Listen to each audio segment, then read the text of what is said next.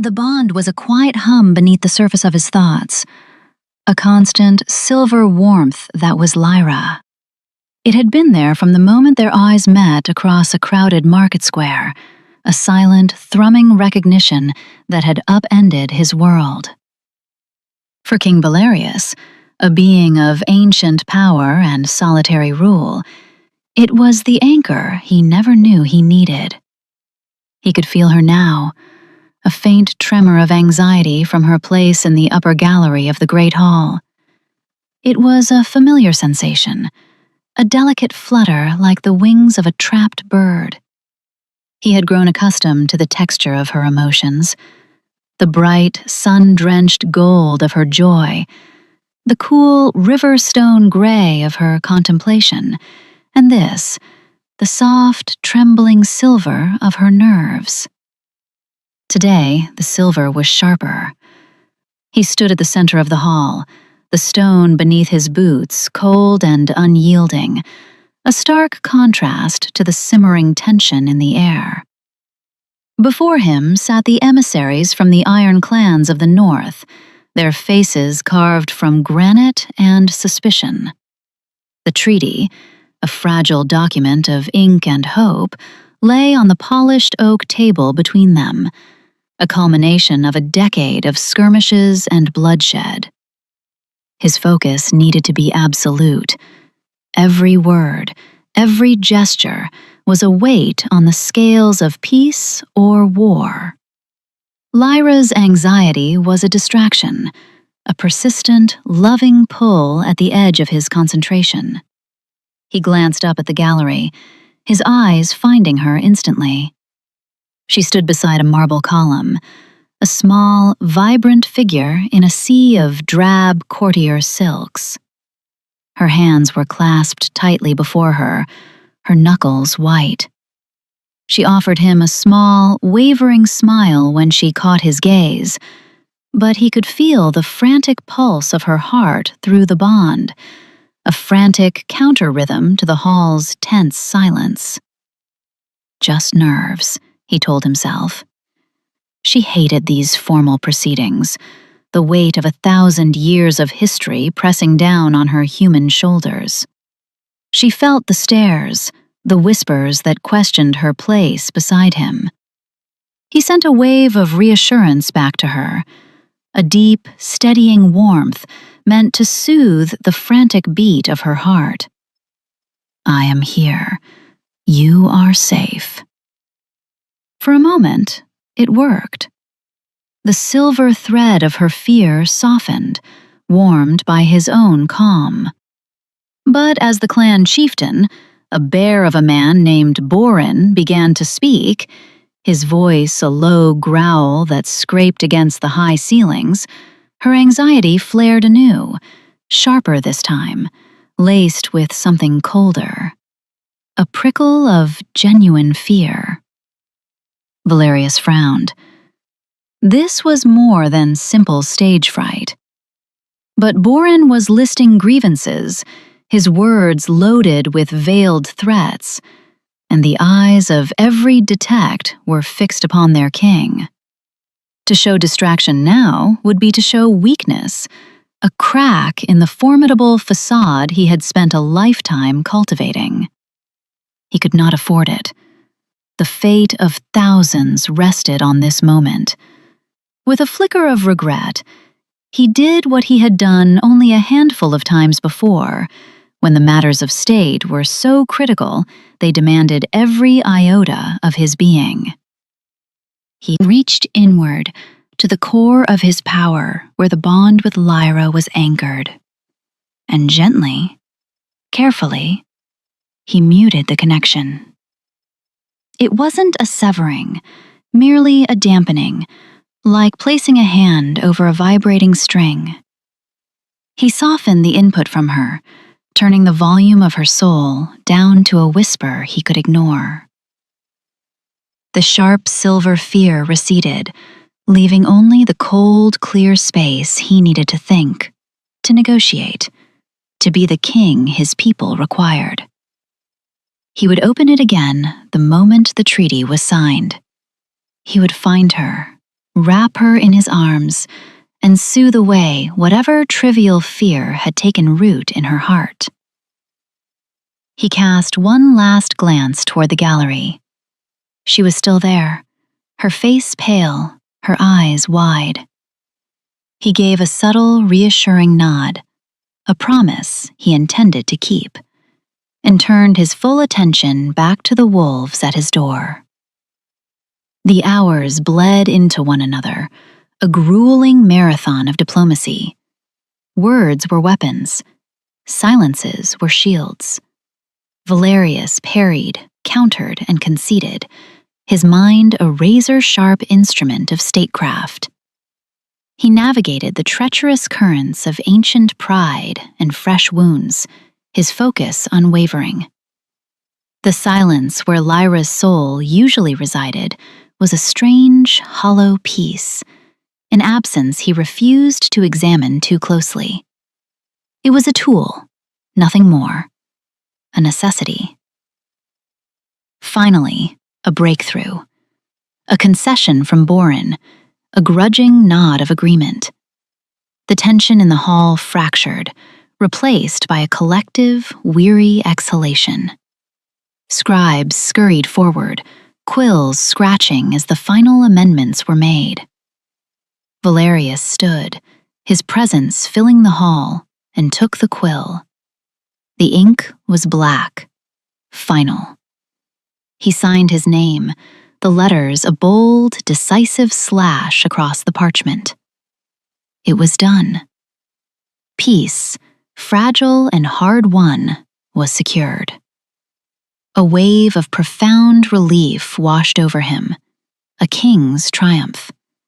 And his first immediate instinct was to share it with her. He reached for the bond, eager to pull away the shield, to let the full, brilliant warmth of her soul rush back in, to share this victory. He pushed inward, expecting to feel the familiar, comforting presence, the silver hum of her essence waiting for him. There was nothing. Not silence. Silence has texture. Silence is the absence of sound. This was a void. A raw, gaping wound in his soul where she was supposed to be. A horrifying, absolute emptiness. The triumph of a moment ago curdled into ice-water dread. He pushed again, harder, a frantic, desperate search for the connection that was as vital to him as the air in his lungs. Nothing. It wasn't muted. It wasn't distant. It was gone, snapped, severed like a thread cut with a blade of cold iron, the ends left frayed and bleeding into nothingness. A physical wave of nausea crashed through him. The world tilted, the edges of his vision blurring. The triumphant murmurs of the hall faded into a dull roar. The bond hadn't just been a connection, it was a part of him. A vital organ, and it had just been ripped out. He stumbled back from the table, a strangled sound tearing from his throat. The clan chieftain, Boren, looked at him, his hard eyes widening in alarm. "Your Majesty?" Valerius didn't hear him. He was looking at the gallery, at the marble column where she had stood. Her space was empty. The hollow in the hall mirrored the hollow in his soul. She's gone. The thought was not a thought. It was a certainty that landed with the force of a physical blow. The fear he had so carelessly muted hadn't been anxiety. It had been a warning, a desperate, screaming cry for help that he had willfully ignored. The cold dread ignited into a white-hot inferno of rage. It was a fury so vast, so ancient, it shook the very foundations of the castle. The air in the great hall crackled with raw power, the temperature plummeting until frost bloomed on the high-arched windows. The grand tapestries lining the walls began to smolder.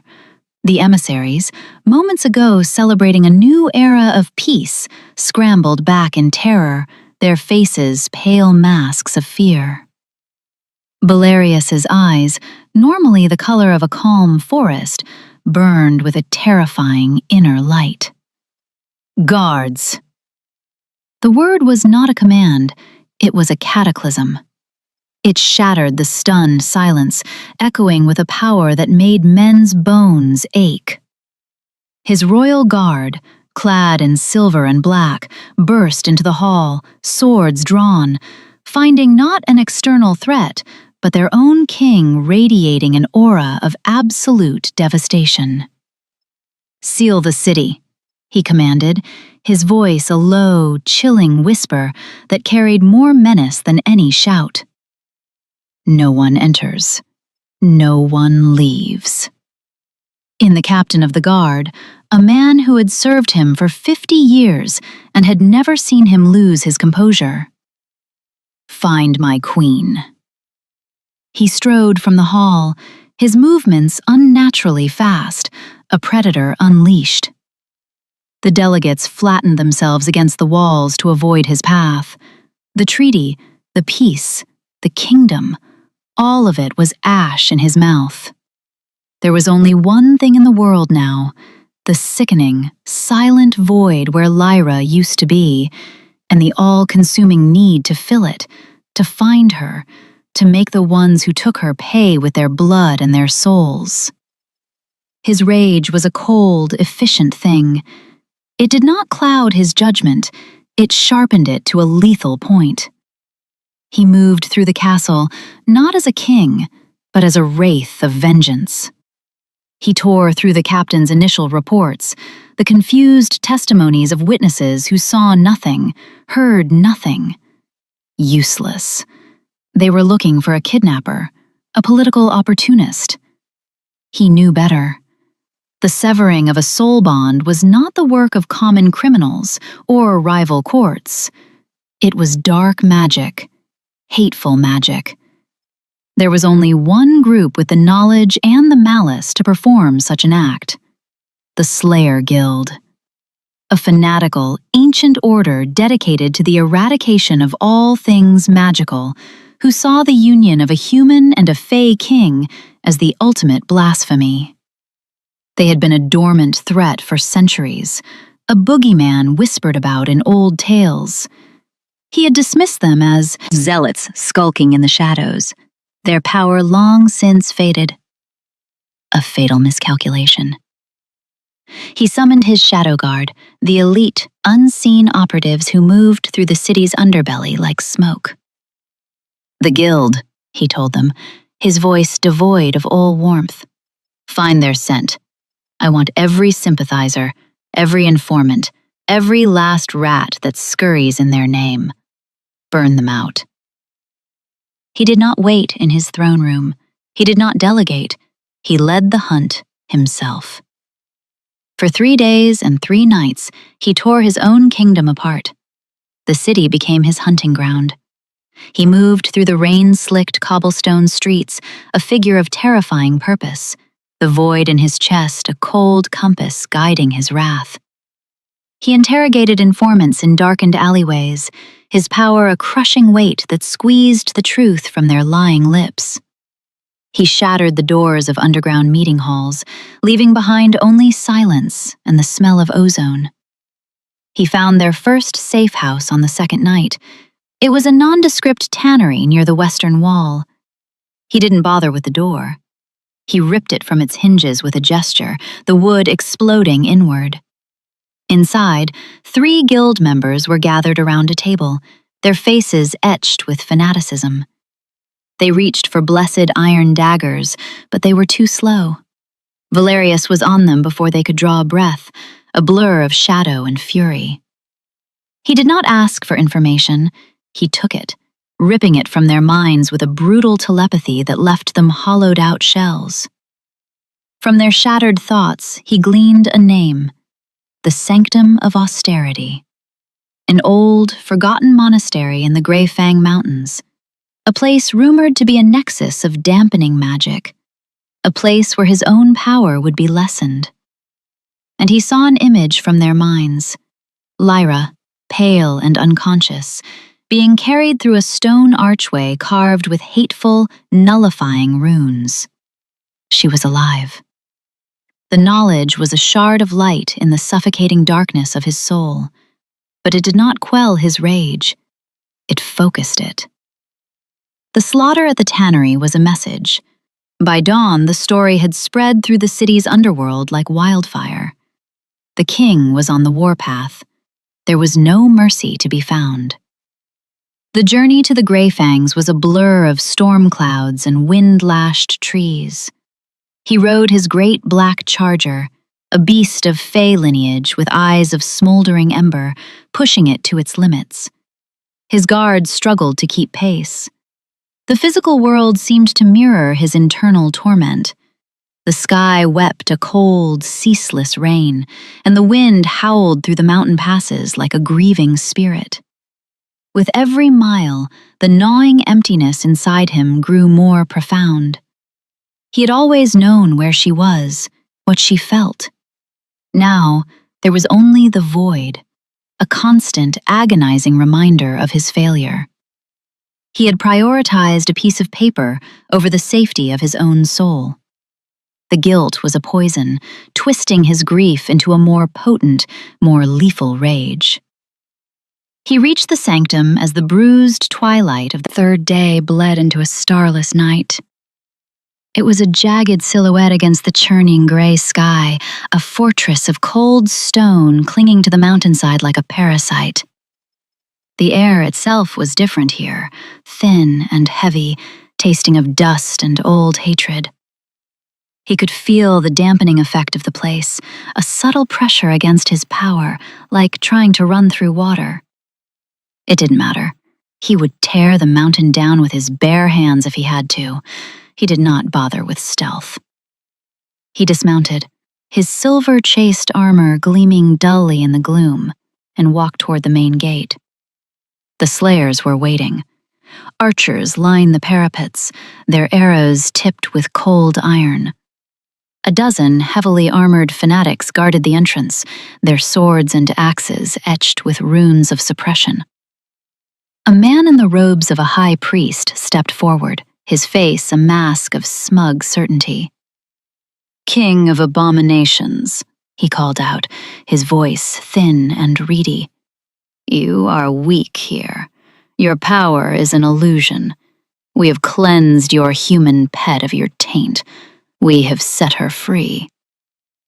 "You have signed your own death warrants," Valerius replied, his voice calm, the quiet at the heart of a hurricane. He drew his sword, a blade of pale, shimmering starlight forged in the heart of a fallen star.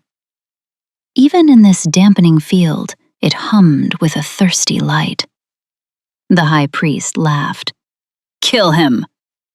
The arrows flew, a black swarm descending from the walls. Valerius moved. He was a whisper of motion, a shadow flowing between the iron-tipped shafts. He met the line of armored zealots, not with a roar, but with a chilling, focused silence. His blade was a blur of silver light, a surgeon's scalpel of vengeance. He dismantled them. A parry, a thrust, a spinning slash that severed limbs and ended lives. He moved through their ranks with an inhuman grace, their heavy armor and blessed weapons proving useless against his speed and preternatural skill. Their screams echoed off the stone walls, brief and sharp, before being silenced forever. He left the high priest for last. The man stood frozen, his smugness shattered, his eyes wide with the terror of a man who has just realized he has provoked a god. Valerius stopped before him, the tip of his star-forged blade dripping with blood. "Where is she?" he asked, the words colder than the mountain wind. The priest spat a wad of bloody saliva. "She is purified. The bond is broken. You can never have her back. She is free of your—" Valerius did not let him finish. He drove his sword through the man's chest, the starlight blade incinerating the hateful runes on his robes. He held the priest's terrified gaze as the life fled from it. "She was never a prisoner," he whispered to the corpse, before letting it fall to the stones. He pushed the great iron-bound doors of the monastery open. The interior was a cavern of cold shadows and flickering torchlight. The air was thick with the scent of bitter incense and something else, something metallic and arcane. And at the far end of the main nave, he saw her. She was in the center of a circle of carved runes that seemed to drink the very light from the air. She was bound to a stone altar, her wrists and ankles held by cuffs of dark, pitted iron. She was awake. Her head was slumped forward, her vibrant auburn hair matted with sweat and grime. But her chest rose and fell in a steady rhythm. She was alive. The last of the guild, a half-dozen of their elite guard, stood between him and the altar, their expressions grim and resolved. They were ready to die for their cause. "So be it," Valerius breathed. The final battle was not a battle. It was an execution. The dampening field slowed him, but it could not stop him. His grief and rage were a fuel that burned hotter than any magic. He moved through them, his sword a song of righteous fury. He was no longer a king. He was a husband, a mate, and the sanctity of his love had been violated. He left nothing but bodies in his wake, a final, brutal testament to their failure. He approached the altar, his boots crunching on shattered stone. The world narrowed to the small, still figure at its center. He reached out, his power surging to shatter the iron cuffs. They crumbled into dust. He gathered her into his arms, his movements infinitely gentle. He held her against his chest, burying his face in her hair, inhaling her scent. Rain and earth and Lyra. It was the only thing that had felt real in 3 days. "Valerius," she whispered, her voice rough, hoarse. He pulled back, his hands framing her face, his thumbs stroking the grime from her cheeks. Her eyes, the color of a summer sky, found his. They were clear, lucid. She was hurt, exhausted, but she was whole. The relief was so profound it was a physical agony, a pressure in his chest that threatened to break him. And in that moment of overwhelming joy, he did what was second nature. He reached for her through the space where the bond should have been, wanting to pour his relief, his love, his profound apology into her soul. He was met with the void, the absolute, unchanging, soul-crushing emptiness. It was still there. The ritual hadn't just been an attack. It had been a success. The connection was not damaged. It was not wounded. It was gone. Forever. The strength went out of him. The power that had leveled an ancient order, the fury that had made mountains tremble, all of it evaporated, leaving behind only a man hollowed out by loss. He had her in his arms. Her heart was beating. She was breathing his name. But the part of her that had lived inside him was dead. The silence was a roar in his ears, a deafening proclamation of his failure. He sank to his knees, pulling her with him, unable to support his own weight. The great and terrible King Valerius, who had just slaughtered 24 fanatics without a scratch, knelt on the cold, blood-stained floor of his enemy's sanctum and broke. A dry, ragged sob tore from his throat. He held her tight, his body trembling with the force of his grief. He had won. He had rescued her. And he had lost everything that mattered. The silence in his soul was his eternal punishment for muting her cry for help. Lyra stirred in his arms, her hands coming up to weakly cup his face. Her touch was hesitant but real. He could feel the calluses on her fingertips, the warmth of her skin against his. It was a grounding sensation in the dizzying vortex of his grief. She looked at him. Her blue eyes filled not with fear or pain, but with a profound, heartbreaking tenderness. She saw the devastation in his face, the utter despair in his soul, and she understood. "It's quiet, isn't it?" she whispered, her voice still raspy. The words were simple, yet they held the weight of their shared loss. She felt it too, the absence. For her, it must be like losing a limb, a sense she had come to rely on. He couldn't speak. He could only nod, a jerky, desperate movement. He pressed his forehead against hers, closing his eyes against the sight of her pain. Pain he had allowed to happen. He had failed to protect her in the most fundamental way. The bond was his to guard, their sacred connection, and he had let them take it. "I called for you," she said, her voice cracking. "Through the bond. I felt you push me away. I thought—" She trailed off, taking a shaky breath. "I thought you didn't hear me." "I did," he choked out, the admission tearing him apart. "I heard. I thought it was just nerves. The treaty. I was a fool."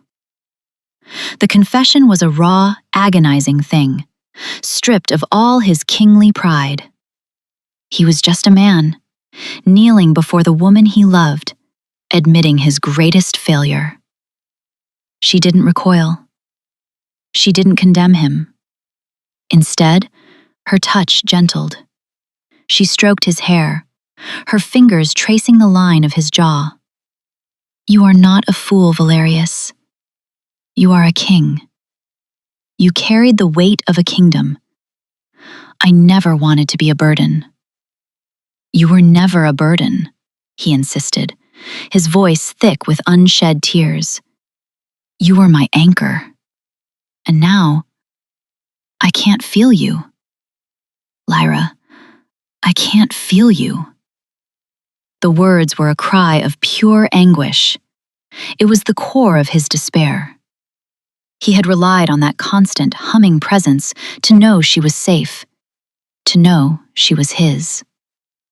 Now, there was only a terrifying, silent unknown. How could he protect her? How could he even know if she was all right when she was in the next room?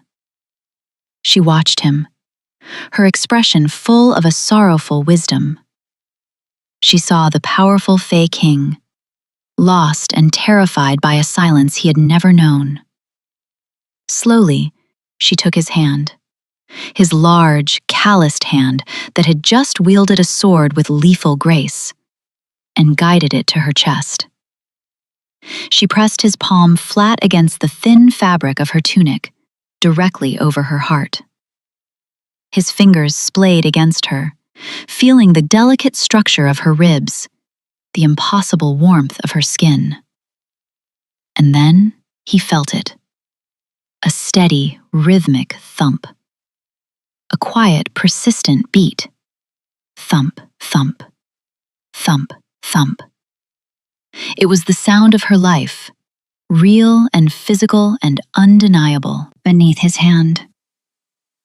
"You don't need magic to feel this," she whispered, her voice gaining a sliver of its usual strength.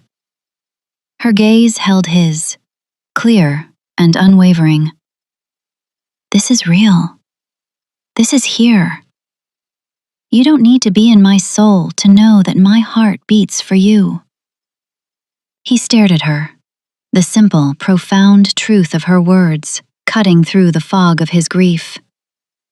The bond had been a gift, a miracle, but it had also been a crutch. It was an effortless connection, a constant reassurance that required no work, no faith. It simply was. And now it was gone. What was left was something more fragile, something that would have to be built and maintained, moment by moment, day by day. The beat of her heart under his palm was a promise. It was not the all-encompassing hum of her soul, but it was something. It was proof. It was a starting point. He could feel the steady pulse of her life, a rhythm he could learn, a cadence he could trust. "You don't need magic to know I'm yours," she repeated, her voice soft but firm, a vow in the echoing silence of the desecrated temple. A single tear escaped his control, tracing a hot path down his cheek. It was a tear not of grief, but of a dawning, fragile hope. He had lost their magic, but he had not lost her. She was here, in his arms, her heart beating against his hand, offering him a new way forward, a human way. He leaned in and kissed her, a kiss that was not about passion or power, but about gratitude and a desperate, clinging tenderness. It was a promise. He wrapped his arms around her more tightly, lifting her from the cold floor. He would get her home. He would see her healed, and he would spend the rest of his eternal life learning to listen not with his soul, but with his heart. He would learn to trust her words, to read the language of her body, to have faith in what he could not magically sense. He carried her out of the sanctum of austerity, leaving the bodies and the broken runes behind in the darkness. He stepped out into the cold mountain air, into a world that felt both empty and full of a daunting new possibility. The void in his soul remained, a scar that would never fully heal. But in his arms, he held Lyra. Her head rested on his shoulder, and he could feel the soft puff of her breath against his neck. He held his hand over her heart, feeling its steady, reassuring rhythm. The bond was gone, but their love remained. And he was beginning to understand that love was not a state of being, but an act of will. A choice made every day, a promise to keep listening, even in the silence. The journey back was a study in this new, silent language. Before, their travels had been filled with a constant, unspoken conversation. He would feel her wonder at the sight of a hawk soaring on an updraft, and he would send back his own quiet appreciation. She would sense his weariness from a long day's ride, and her inner warmth would be a balm to his spirit. Now, there was only the sound of the horses' hooves on the trail and the whisper of the wind through the pines. At first, the silence was an agony for Valerius. Every few minutes, his instincts would reach for the bond, hitting the same horrifying emptiness. A fresh jolt of loss every time. He found himself constantly turning in the saddle to look at her, needing the visual confirmation that she was still there, still safe. She rode beside him on a gentle mare, wrapped in his own thick cloak. She looked small and fragile, the shadows under her eyes a testament to her ordeal. A fresh wave of guilt would wash over him each time he saw it. On the second day of their return journey, she noticed his constant anxious glances. She nudged her horse closer to his until their knees were almost touching. "I'm not going to disappear, Valerius," she said softly, her voice still carrying a hint of weariness. "I know," he said, his own voice tight. But he didn't, not really. The bond had been his certainty. Without it, he was navigating in the dark. She reached out, her gloved hand resting on his forearm. A simple touch. It was not the soul-deep connection he was used to, but the pressure was real. The warmth seeped through the leather of his gauntlet. "Talk to me," she urged gently. "Don't just look, ask." It was such a simple concept, yet it felt revolutionary. He had never needed to ask. He had always known. He took a breath, the mountain air sharp in his lungs. "Are you cold?" he asked, the words feeling clumsy on his tongue. A small smile touched her lips. "A little, but your cloak is warm." "Are you in pain?" "My wrists are sore, and I am tired down to my bones. But I will heal." She squeezed his arm. "See? It's not so hard." He looked at her, truly looked at her. He saw the faint lines of exhaustion around her eyes, but he also saw the resilience shining within them. He saw the strength that had allowed her to survive, to face him not with blame, but with compassion. He had fallen in love with her humanity, her vibrancy, her courage. None of that had been tied to the bond. The Slayers had taken their magic, but they couldn't touch the substance of who she was. That night, they made camp in a sheltered clearing. His guard, sensing the profound shift in their king, kept a respectful distance. He sat with Lyra by the fire, sharing a simple meal of bread and salted meat. He watched the way the firelight danced in her hair, turning the auburn strands to copper and gold. He watched the way she held her hands out to the warmth, her long, elegant fingers curled toward the flames. These were details he might have overlooked before, his attention always drawn to the inner landscape of her soul. Now, the physical world of her, the small gestures and expressions, became his new text, a language he was desperate to learn. After they ate, she leaned her head against his shoulder. He instinctively wrapped an arm around her, pulling her close. The silence between them was no longer a gaping void, but a quiet space. He could hear the crackle of the fire, the chirp of crickets in the darkness, the soft sound of her breathing. He rested his cheek on the top of her head, inhaling the scent of wood smoke and her. "I'm sorry," he whispered into her hair, the words he'd been unable to say in the sanctum. "For everything, for not listening, for letting them take you." She shifted, tilting her head back to look up at him. Her expression was serious. "I have been thinking about the bond," she said, her voice low. "It was beautiful. It was a miracle. But it wasn't always easy. To have no secrets, no private corner of your own heart, to feel your every worry, your every burden of the crown, as if it were my own. Sometimes, it was overwhelming." He stared at her, stunned. He had always seen the bond as a perfect, unalloyed gift. It had never occurred to him that for her, a human, it might have been a weight.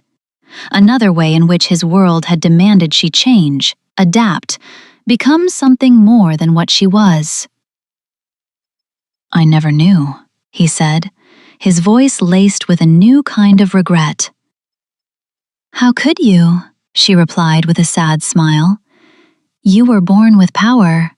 I was not. You could shield your thoughts when you needed to. I was an open book. I love you, Valerius. I loved sharing that with you. But maybe this is a chance for us to be equals in a way we couldn't be before.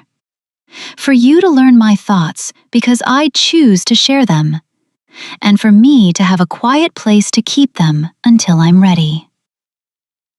Her words settled deep inside him, planting a seed of understanding in the barren soil of his grief.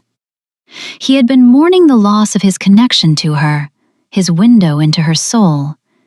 He hadn't considered he was also mourning the loss of his control, his effortless knowledge. What she was offering was harder. It required patience. It required trust. It required him to have faith in her, to believe what she told him, to respect the boundaries of her own heart and mind. He brought his hand up to cup her cheek, his thumb gently stroking her skin. I will learn, he vowed, and it was a promise more profound than any treaty he had ever signed. I will spend the rest of my life learning to listen to you, Lyra, with my ears, with my eyes, with all of me. She leaned into his touch, her eyes closing. And I will learn to speak, she whispered, even when it's hard, even when I'm afraid. When they returned to the capital, the city was still reeling. The news of the Queen's abduction and the King's subsequent rampage had spread like a shockwave. The court was a hive of whispers and fearful glances. Valerius, who had always ruled with a calm and unshakable authority, had shown them a glimpse of the ancient, untamed power that lay beneath the crown. He ignored them all. His focus was solely on Lyra. He ensconced her in their chambers, personally tending to her recovery. He dismissed the handmaidens, bringing her meals himself, dressing the salved wounds on her wrists with his own hands. These small, physical acts of service became his new way of connecting with her. Each touch was a question. Does this hurt? And each flicker of her expression was an answer. He became a student of her sighs, the subtle tensing of her shoulders, the way her eyes softened when he entered the room. One evening, a week after their return, he was sitting by her bedside, reading from a book of human poetry she loved. The silence was comfortable now, a shared space rather than an empty one. He had stopped reaching for the bond, the instinct finally beginning to fade, replaced by a conscious effort to be present with her in the here and now. She reached out and placed her hand over his on the book, stopping him. The court is afraid of you, she said quietly. He did not look up from the page. Good. They should be. They allowed you to be taken from under their very noses. They are afraid of what you did, she clarified. They say you leveled half the Undercity, that you killed without trial, without mercy. I did, he said, his voice flat. He felt no remorse for it.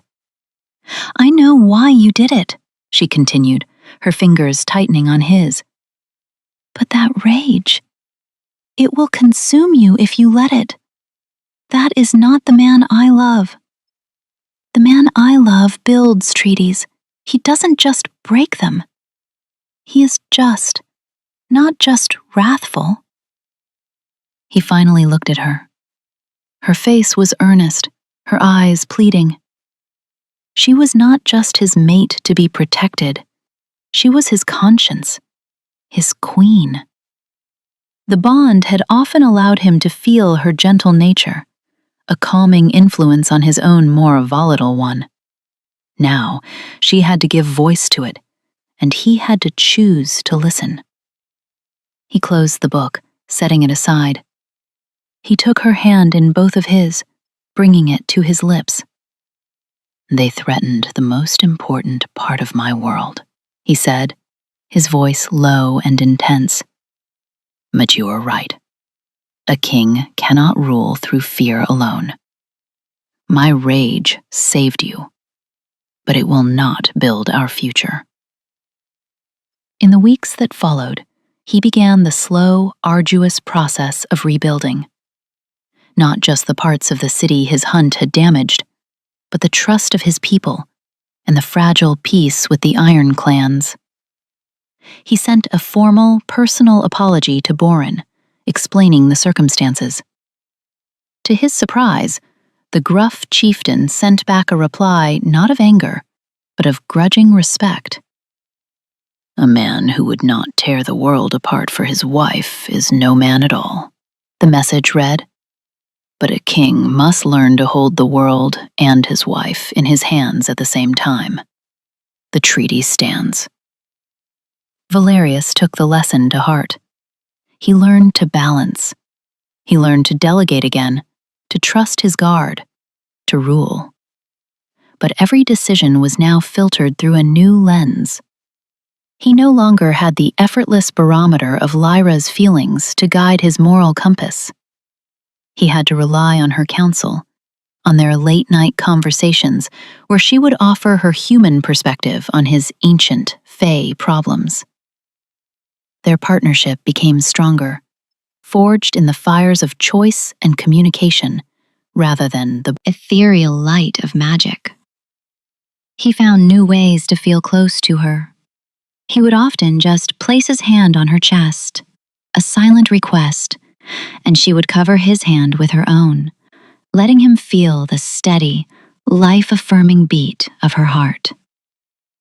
He learned the rhythm of her sleep, the soft sound of her breathing in the dark. He found that her joy was just as bright when he saw it in the crinkle of her eyes as when he had felt it as a golden warmth in his soul. Her sorrow was just as profound when he wiped the tears from her cheeks with his own thumb. Months turned into a year. The scar in his soul remained, a place of quiet ache, a memory of a song he could no longer hear. But it was no longer a void. It was a space that he had filled with new memories.